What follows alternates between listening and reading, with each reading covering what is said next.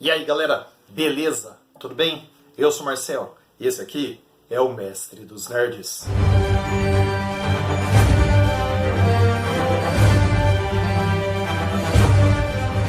Galera, hoje nós vamos falar de um assunto muito interessante. Nós vamos falar de Shang-Chi. É isso mesmo, Shang-Chi. Quem é esse personagem que entrou agora para o MCU? Agora o MCU iniciou sua fase 4.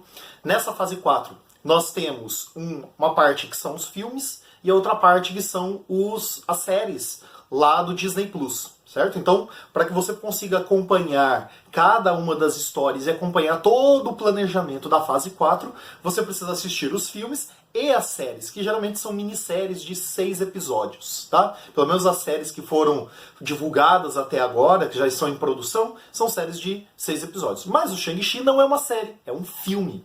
E hoje nós vamos entender, conhecer um pouquinho sobre este personagem. Fica aqui com a gente. Shang-Chi foi criado nos anos de 1970. Seus criadores foram Steve Englehart e Jim Starlin. Jim Starlin foi um dos pensadores para a criação do Thanos. Olha só, então já gabaritado, né? E esses dois criadores, eles pensaram num personagem que atendesse à necessidade daquela época. Nos anos de 1970 era comum os filmes de artes marciais. Entre todos os filmes e séries e todos os lançamentos sobre artes marciais dos anos 70, nós temos a figura inigualável de Bruce Lee. Era a grande figura das artes marciais que foi levada para o cinema na década de 1970. E esses dois produtores, eles pensaram, por que não criar um personagem para a Marvel com inspiração no Bruce Lee? E a inspiração foi tanta que eles só não pegaram o nome, porque a aparência, o porte atlético, o porte físico e as habilidades marciais, todas eles pegaram do Bruce Lee, certo? E é a figura de Shang-Chi. Shang-Chi, ele era filho, na origem, de Fu Manchu. Mas quem é Fu Manchu? Fu Manchu, ele foi um personagem criado pela literatura inglesa. E nessa literatura, os ingleses fizeram o estereótipo do chinês vilão chefe de quadrilha. Tá?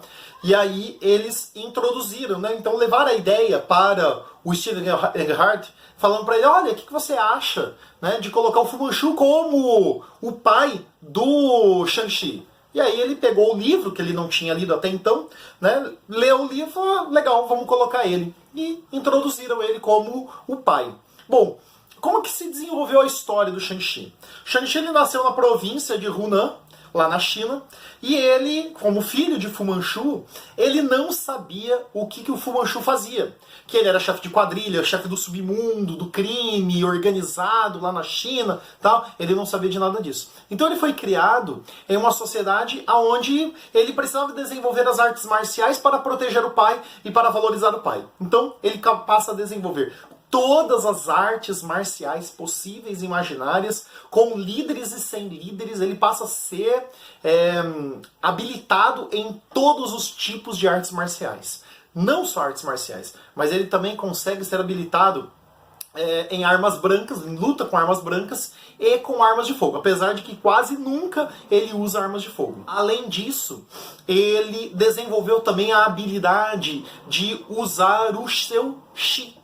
Aí eu falei, mas o que é esse tal desse Chi? O Chi é a energia. Uma energia que flui entre todos os seres vivos e ele consegue canalizar esse Chi e nesse Chi canalizado ele consegue aumentar as suas habilidades. Então ele se torna, aumenta as habilidades de reflexo, agilidade, resistência à dor. E em algumas versões das histórias dele, ele cria clones de si mesmo com altas habilidades e com consciência.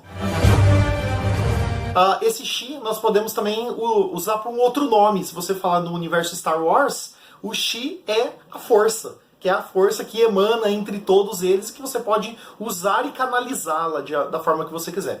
Então o Shang-Chi ele sabe usar essa força, ele sabe usar essa energia que está entre todos nós. Shang-Chi, depois de treinado, preparado, altamente habilitado e já adulto, ele tem uma missão. A missão dele é matar Sir Dennis Smith, que seria o maior inimigo do pai dele. Apesar de que ele ainda não sabia de onde vinha o dinheiro e o que o pai dele fazia. Ele não sabia de nada disso.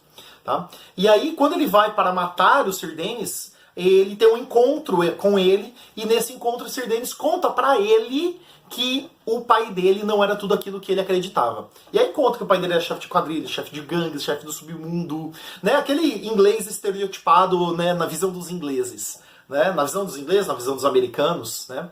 E ali ele descobre toda a história do pai dele. E descobrindo toda a história do pai dele, o que ele vai fazer? Ele volta para querer destruir tudo aquilo que o pai dele construiu. Então ele começa a atacar o pai, a destruir as obras terríveis do pai dele, né? As quadrilhas, o submundo, ele começa a desarmar, desestruturar, então ele volta a sua vida para acabar com o pai, certo?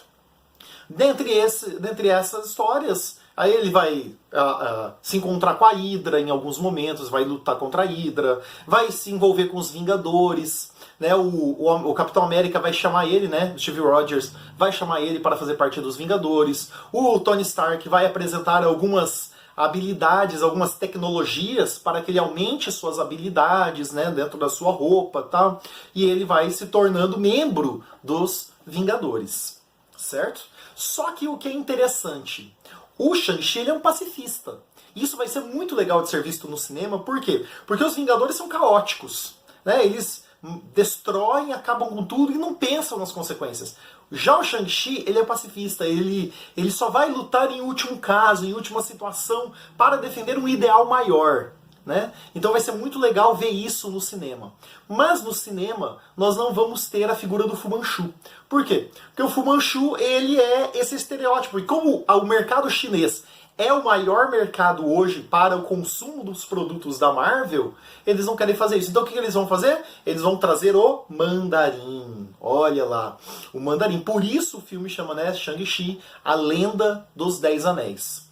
O mandarim apareceu pela primeira vez lá no filme Homem de Ferro 1. Pelo menos a menção a ele falando sobre os 10 Anéis. Onde o Tony Stark fica aprisionado na caverna, né, liderado pelos 10 Anéis. Os 10 Anéis é a equipe do mandarim, certo?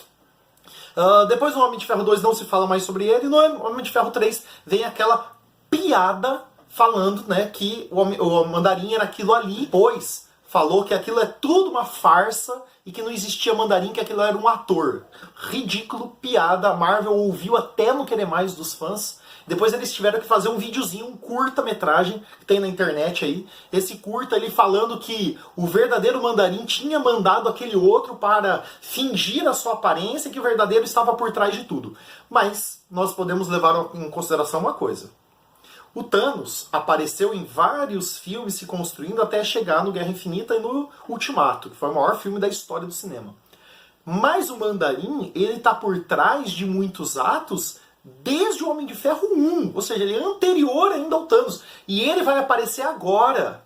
Então no Lenda dos 10 Anéis, né, que é o filme do Shang-Chi, ele vai aparecer como vilão. E não só ele como vilão, mas outros vilões também vão aparecer. Dentre eles, nós temos já as confirmações do Garra de Aço, o Sombra Móvel, o Punho de Navalha e o Criador de Fantasmas. Esses 4 vilões, dos 4, somente o Garra de Aço está sendo criado para o filme.